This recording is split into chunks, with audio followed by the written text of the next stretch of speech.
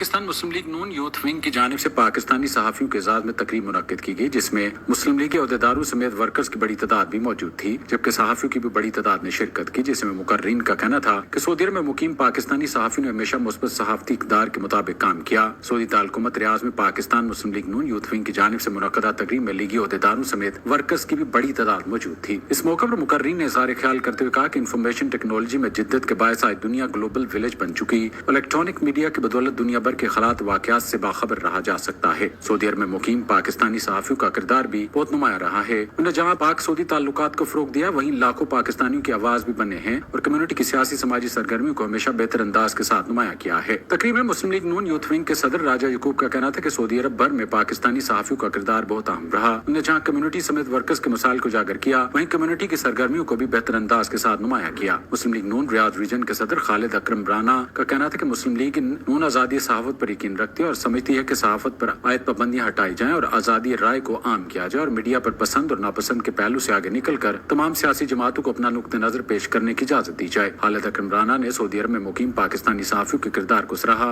اور کہا کہ انہوں نے ہمیشہ کمیونٹی کے بلوز خدمت کی اور ہمارا فرض بھی بنتا ہے کہ ہم ان کی کارکردگی کو خراج تحسین پیش کریں۔ تقریب میں پاک میڈیا فورم چیئرمین الیاس رحیم، صدر ذکاء اللہ محسن، سینئر نائب صدر وقار نسیم نے اظہار خیال کرتے ہوئے میڈیا ملک کا چوتھا ستون ہے اور میڈیا کی بدولت ہی آج ایک عام پاکستانی بھی اپنے حقوق سے روشناس ہو رہا ہے۔ معاشرے میں پھیلی برائیوں کا خاتمہ اور اچھائیوں کو پروان چڑھایا جا رہا ہے، تاہم ضرورت اس امر کی بھی ہے کہ اختلاف رائے کو اختلاف رائے تک ہی محدود رکھا جائے۔ اختلاف کو تصادم کی جانب لے جانے سے معاملات نہ صرف بگاڑ کی صورت اختیار کرتے ہیں بلکہ اس سے عدم برداشت جیسے پہلو بھی پیدا ہوتے ہیں۔ رانا عظیم، ایس بی نیوز، سعودی عرب۔